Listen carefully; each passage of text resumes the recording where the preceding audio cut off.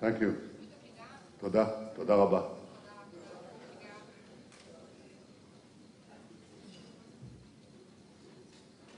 My wife Sarah and I are delighted to be with you in Brazil. We have no better friends in the world than the evangelical community. And the evangelical community has no better friend in the world than the state of Israel. None. If you're a Christian in the Middle East, there's only one place where you're safe. There's only one place where the Christian community is growing, thriving, prospering. That's in the state of Israel. Because everywhere else, if you're a Christian, you have to be very careful, or you have to leave. Not in Israel. You are our brothers and our sisters, and we protect the rights of Christians as we protect the rights of all religions. But this isn't only a matter of justice, and it's not only a matter of value. It's a matter of the deepest sympathy in recognizing our common traditions, our common heritage. We know that Christianity grew out of Judaism.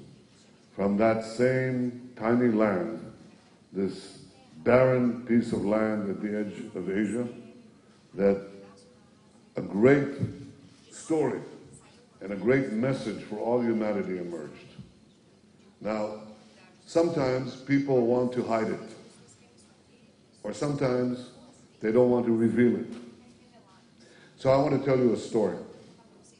When I was first elected in 1996, believe it or not, this is my 4th term in office. So I've been around. Now we're going for the Khamsa. We're going for number 5. But in my first term, 1996, shortly after I was elected, I invited the then Prime Minister of Turkey to Israel to come and visit Sarah and me with his wife. We had very good relations with Turkey in those days. And economic relations, defense relations, intelligence relations, everything. And cultural relations. But not that much. Well, we had dinner. And after dinner, I said to my friend, I have a request. You have in the Topkapi Museum in Istanbul this tablet. This tablet was found in the 19th century by an American archaeologist in the tunnel dug by King Hezekiah under Jerusalem. It's written in the Bible. He wanted to secure the water sources of Jerusalem against a Babylonian siege or an Assyrian siege, and he built this tunnel. And when the two teams of diggers met, they heard each other's pickaxes, and at the place where they met, they put this tablet, which is about the size that you see it, written in ancient Hebrew, and it says the story from the Bible. Look at what it says. I can't see it. On the day of the tunnel being finished, the stonecutters struck each man towards his counterpart. Axe. Axe against axe, and the water flowed from the source to the pool. You know which pool? This is the pool of Siloam, where 700 years later Jesus went, in Jerusalem. This tunnel, this tablet, tells a story from the Bible.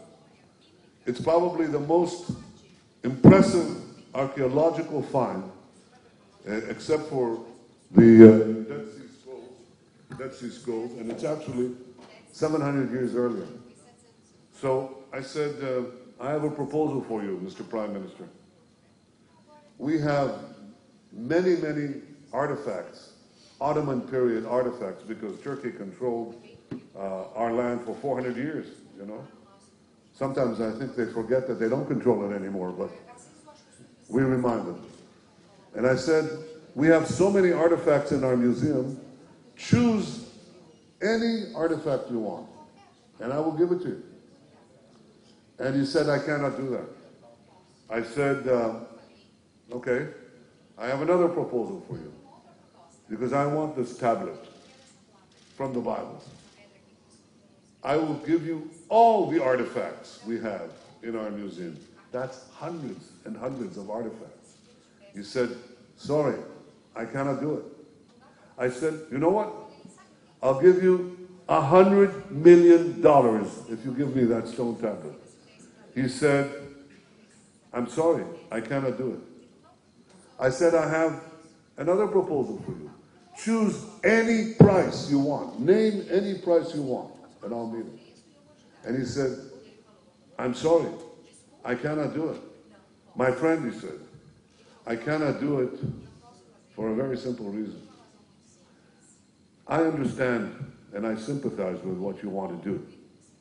But we have a large Islamic community in Turkey that has since taken over Turkey. And if I were to give this to you, this would be an admission of a truth that many in my country don't want to admit. That Jerusalem has been your capital for 3,000 years, that Zion is the capital of the people of Israel. Well, you don't need that reminder, do you? You know, Israel and Jerusalem are one.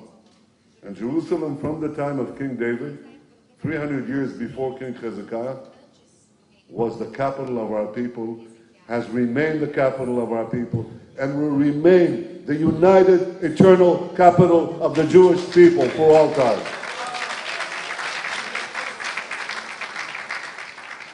You don't need this reminder because you know our history and you know our common roots. And after 700 years after that date, when the stonecutters met each other, there was another great event, the emergence of Christianity. When I met the Pope, Pope John Paul, you want to hear the story? What? Yeah, okay, I'll tell you about it. This was also in my first term in office. I've since met the other popes, but this was the first pope that I met. And he was a great leader. And Sarah and I walked in the corridor in the Vatican. It's a long distance away. And the Pope was standing at the end of the corridor. And when we came close, the first thing he said to us, he looked at Sarah and he said, Polska, Polish girl. I said, not quite, but she looks it. And the second thing he said was, you are our older brothers. You are our older brothers. Because the Jewish people and Judaism gave rise to Christianity. In fact, if we hadn't kept the Jewish religion, there would have been no Christian religion. We just celebrated Hanukkah, the festival of lights. And you know that the Maccabees, the great leaders of that revolt against the Greeks, rebelled against the ordainments of King Antiochus, who said, you shall not practice your religion. And we battled against it. And the few won against the many. That is an important Jewish holiday, because without it, there would be no Judaism. But that is an important holiday for Christianity, because without it, there would be no Christianity. This is 166 before the Common Era. So Judaism could have disappeared, and Christianity would have disappeared. Our histories are intertwined. Our faith is intertwined. Our values are intertwined. And so every time that we dig with a shovel in our land, we find ancient synagogues or ancient churches, and sometimes we don't even have to dig. There was one summer that was particularly dry in Israel, and in the Sea of Galilee, the water sank down, And in the banks, the mud banks of the Sea of Galilee, we found this, the remnants of an ancient boat, a fishing boat. So we carbon tested the boat, and it turned out to be plus minus 20 years from the time of Jesus. Now, I can't tell you that Jesus was on this boat, but I can tell you that he wasn't on the boat. It's the same kind of fishing boat that was used at the time. It tells you how deep our histories are intertwined. And when you come to Israel today, you see a country that welcomes you as brothers and sisters. You see a country that values religious freedom. You see a country that believes, is proud of our past, and carries our values to the future. You see a country where the ideal was that every person is born in the image of God. This is the original idea of equality. In the ancient world, thousands of years ago. Unbelievable. What a revolution. But these are the values that produced our modern civilization. And they're anchored in the faiths that we hold dear. These are also the faiths, the values that create the future. Israel is seizing the future. We now have an opportunity in Brazil to seize it together. President Bolsonaro says, we are brothers, he said. We are brothers, and we are going to seize the future together. Now, you know that President Bolsonaro's first name is? It's not Jair. That's in Portuguese. It's the original Hebrew name is Yair. Yair is the name of our son, our oldest boy. But Yair means something in Hebrew. What does it mean? It means he who brings light. Light. And I think that we have now an opportunity together to bring a lot of light to the people of Brazil and to the people of Israel. This is an alliance of brothers. Brothers. So I want to invite all of you, as we say in our heritage, and over the years we have said, next year in Jerusalem, I want to invite you on behalf of Sarah and myself to come to Jerusalem next year in Jerusalem. It's only 2 days away. Please come. We shall welcome you with all the love and warmth that we reserve for family. You are part of our family, and we are part of yours. I look forward to seeing you in Jerusalem, my brothers and my sisters. Thank you. Thank you for coming. Thank you.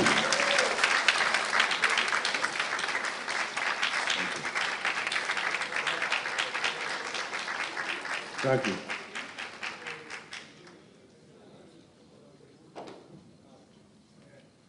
Quiero cumplimentar a señora esposa Sara.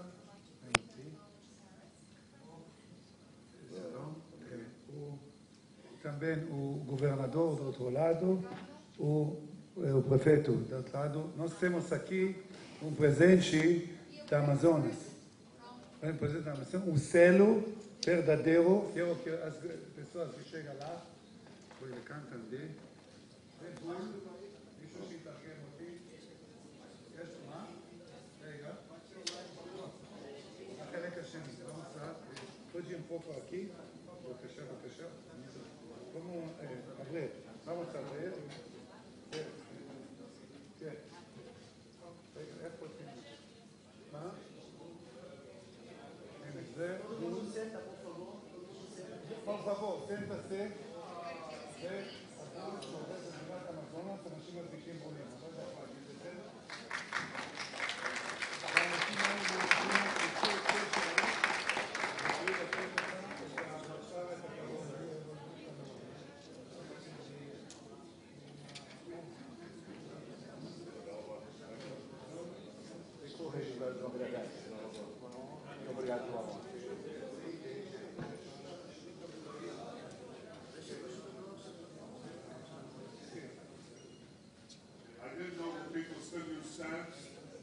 Ele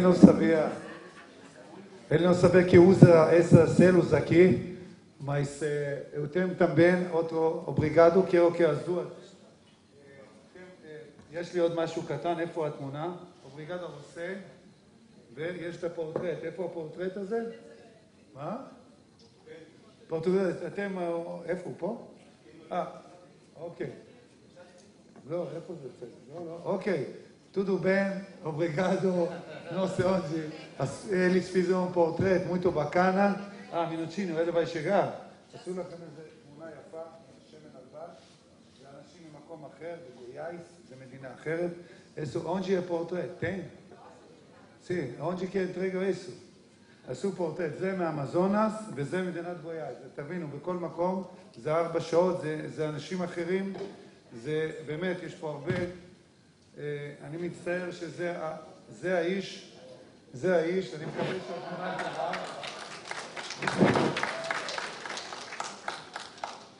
אובריגדו,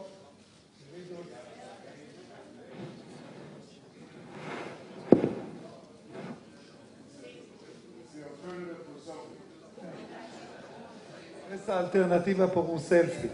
Obrigado a todos. הוא יורד?